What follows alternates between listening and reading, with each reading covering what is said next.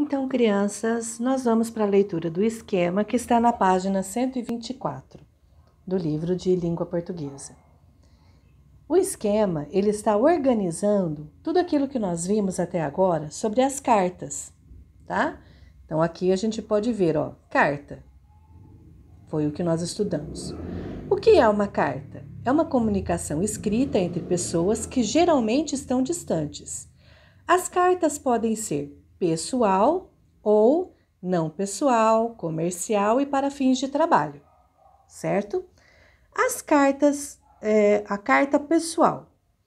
A intenção, aqui são as intenções. Para que serve uma carta pessoal?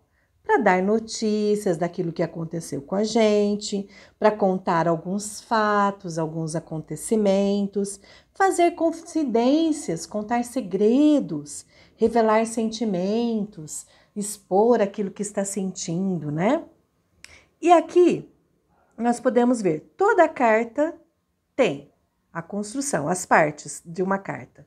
Tem a data, como nós vimos, a saudação, que é aquela frase que fala, oi, tudo bem, olá. E numa carta que é não pessoal ou comercial, então está lá, prezado senhor, prezada senhora, né? É a saudação. O destinatário é quem recebe a carta, tá? O corpo do texto, a despedida. Corpo do texto é aquilo que foi escrito, né? O assunto. A despedida, quando é uma carta pessoal, é um tchau, a gente se vê, até logo, né? Quando é uma carta comercial, é uma despedida mais formal. Então, ele escreve assim, grato pela sua atenção, muito obrigada, coisa do tipo. A assinatura do remetente é quem escreve a carta. Então, tá lá, eu escrevo uma carta e coloco lá embaixo, com carinho, Tia Beth, né?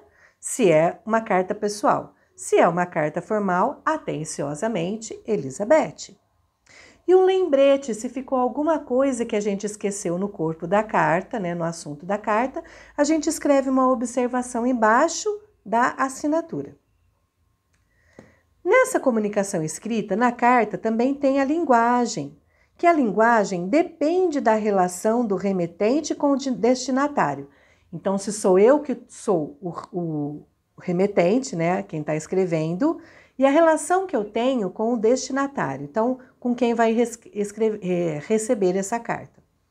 Se eu vou, por exemplo, escrever uma carta para o meu filho, então eu vou escrever, querido filho, nossa, estou com muita saudade de você, uma linguagem bem mais informal e espontânea, né?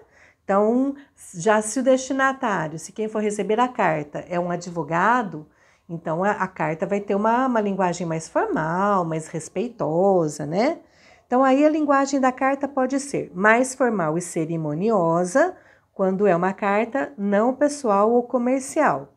Mais informal e espontânea, quando é entre amigos, entre conhecidos. Mais afetiva, quando a gente está revelando lá os sentimentos, né? Se está com saudade, morrendo de amores e coisa do tipo.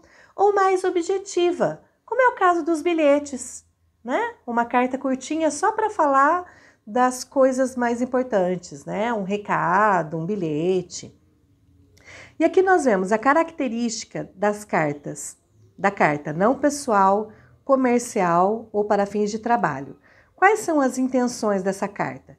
Comunicar sobre trabalho, sobre negócios, fazer um comunicado formal, como foi a carta que nós vimos do advogado, da advogada Edviges, né?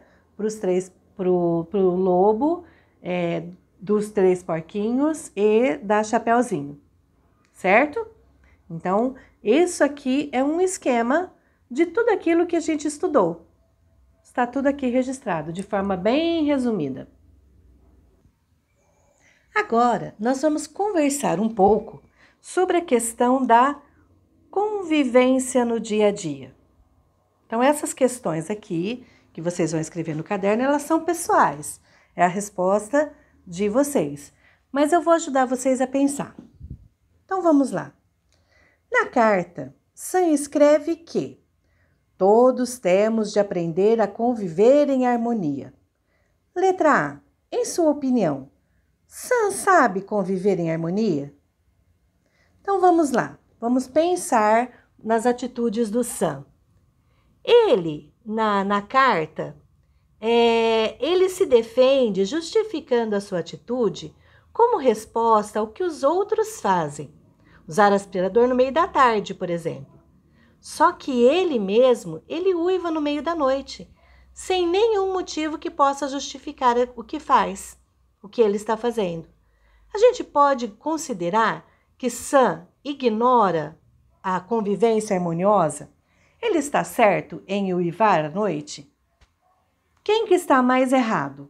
Ele ou a pessoa que está usando o aspirador de pó no meio da tarde para limpar a casa? Então aqui vocês vão colocar a sua resposta e explicar o porquê que você pensa aquilo que você escreveu. Na letra B. Sam incomodava os vizinhos e se sentia incomodado por eles. É fácil conviver com as pessoas no dia a dia? Quais são os maiores desafios que encontramos no convívio com as pessoas? Então, olha, a gente tem que pensar que conviver é muito difícil, porque a gente tem que deixar de fazer algumas coisas que gosta e pensando nas outras pessoas. A gente não pode simplesmente fazer tudo que dá na telha, né? Tudo que nos dá vontade. É preciso que a gente pense o horário que a gente está fazendo barulho, se está incomodando alguém, se é uma hora própria. Por exemplo, você sair gritando no meio da rua à meia-noite.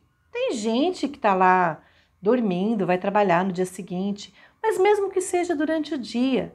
Tem pessoas que trabalham à noite e precisam descansar durante o dia. E dentro de casa, é fácil conviver?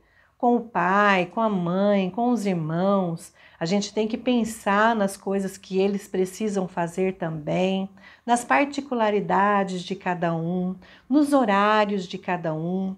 Às vezes a gente não gosta muito das regras. Então vamos lá, responda para mim. Você acha que é fácil conviver com as pessoas no dia a dia? E quais são os maiores desafios que você encontra, no caso, no convívio com as pessoas que estão perto de você, ou na sua casa, ou com os seus amigos? Escreva lá. Nessa atividade não tem exatamente uma resposta errada, tá? É a sua opinião sobre esses assuntos.